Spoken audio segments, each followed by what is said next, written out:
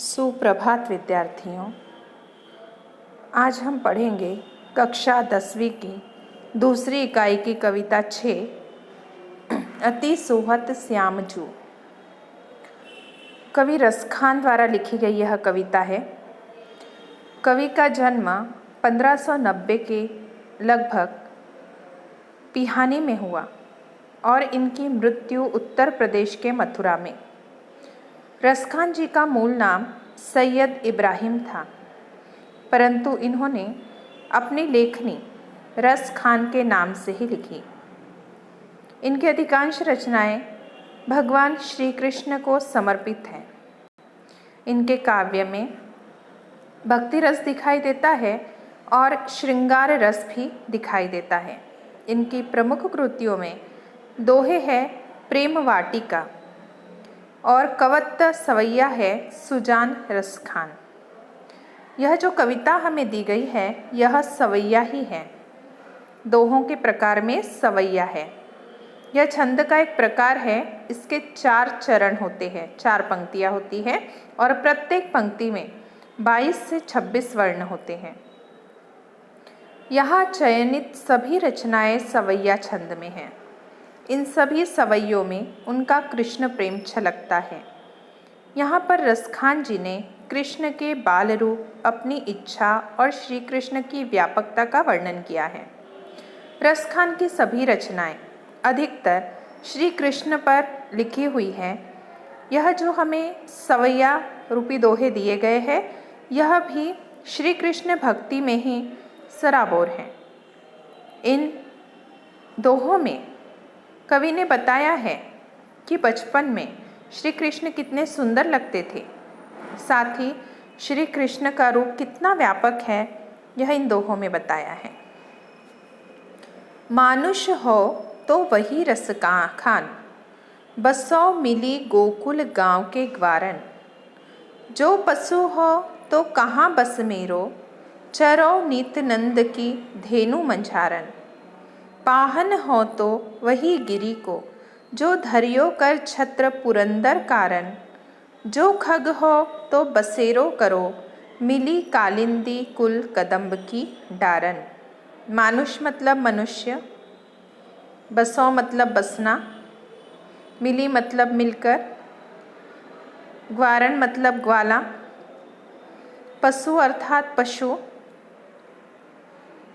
चरो मतलब चरना, नित मतलब हमेशा, धेनु अर्थात गाय, मंझारन मतलब बीच में, पाहन अर्थात पत्थर, गिरी मतलब पर्वत, धरियो मतलब धरना या पकड़ना,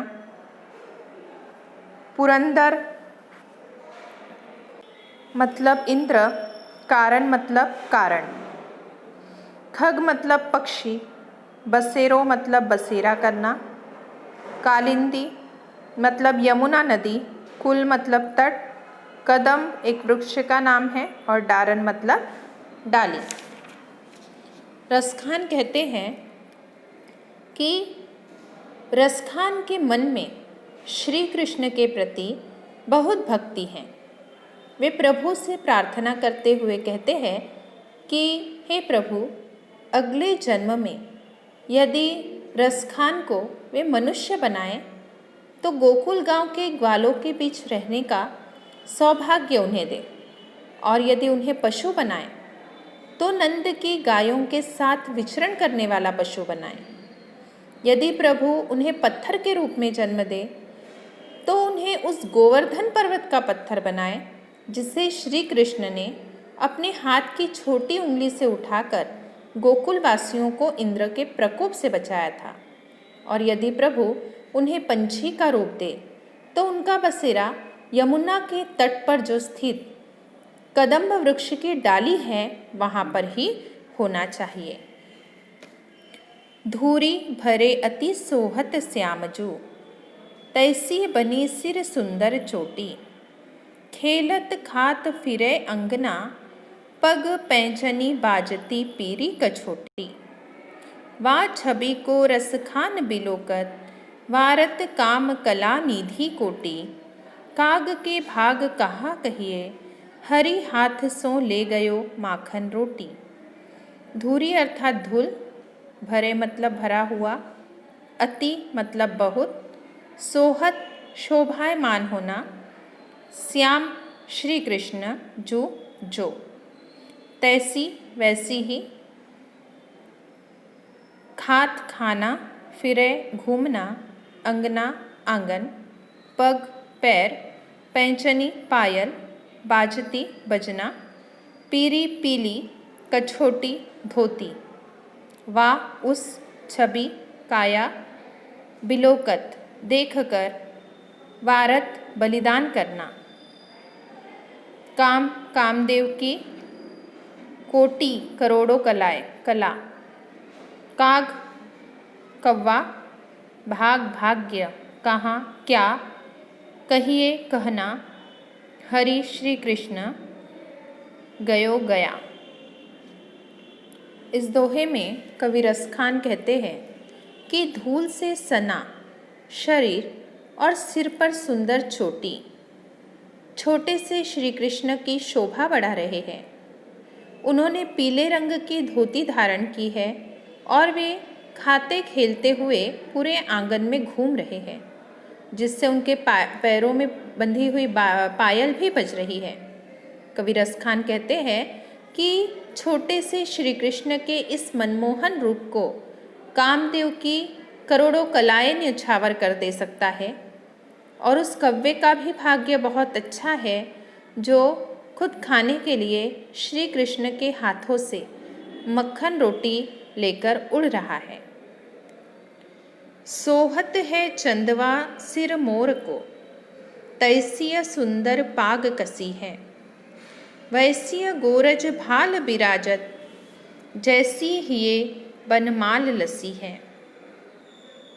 रसखान बिलोकत बौरी भई, ध्रुग मूंदी कै ग्वाली पुकार हंसी है, खोली री घूंघट खोलो कहा, वह मूर्ति नयननी मांझ बसी है। सोह शोभायमान, चंदवा चांद के समान, मोर का पंख, तैसिय वैसी ही, पाग पगड़ी कसी बंधी हुई, वैसिय वैसी ही, गोरज गाय के चलने से उड़ने वाली धूल, भाल माथा, बिराजत विराजमान, हिये हृदय पर, बनमाल वन के फूलों से बनी माला, बिलोकत देखना, बौरी पागल, ध्रुग मूंदी आँख बंद करके, ग्वाली ग्वालन, खोली खोलना, नयननी आँखों, मांझ बीच में। कवि कहते हैं कि प्रभु के सिर पर मोर पंख का जो मुकुट शोभायमान है, साथ ही उन्होंने बहुत ही सुंदर पगड़ी अपने सिर पर बांध ली है। उनके माथे पर गाय के चलने से उड़ने वाली धूल लगी है और उनके हृदय तक गले में वंश के फूलों से बनी हुई माला लटक रही है। रसखान कहते हैं कि प्रभु का यह अलौकिक रूप देखकर एक ग्वालिन की आंखें बौरा जाती है, पागल सी हो जाती है। वह यह सुंदर दृश्य देखकर अपनी आंखें बंद कर लेती है। इस पर एक अन्य ग्वालिन उसे देखकर हंसती है और कहती है कि वह अपनी आंखें खोल दे। उसकी बातें सुनकर वह ग्वालिन कहती है कि उसे यह डर है कि उसने श्री कृष्ण का जो मनमोहक रूप अपनी आँखों में बसा लिया है, कहीं आँखें खोलने पर वह रूप गायब न हो जाए। शेष गणेश महेश दिनेश, सुरेश हूँ जाहि निरंतर गावे, जाहि अनादि अनंत अखंड, अछेद अभेद सुबेद बतावे। नारद से सुख व्यास रटे, पचिहारे तव पुनि पार न पावे, ताही अहिर की छोहरियाँ, छछियाँ भरे छाछ पे नाच नचावे। शेष मतलब शेषनाग, गणेश मतलब गणेश, महेश मतलब महेश, दिनेश मतलब दिनेश, निरंतर मतलब हमेशा, गावे मतलब गाना, अनादि मतलब जिसका आदि नहीं, अनंत मतलब जिसका कोई अंत नहीं, अखंड मतलब जिसके खंड नहीं हो सकते, भाग नहीं हो सकते, अछेद जिसे कोई छेद नहीं सकता, अभेद जिसके भेद नहीं है, सुवेद वेद। सुक मतलब शुक मुनि, व्यास व्यास मुनि, रटे गाय,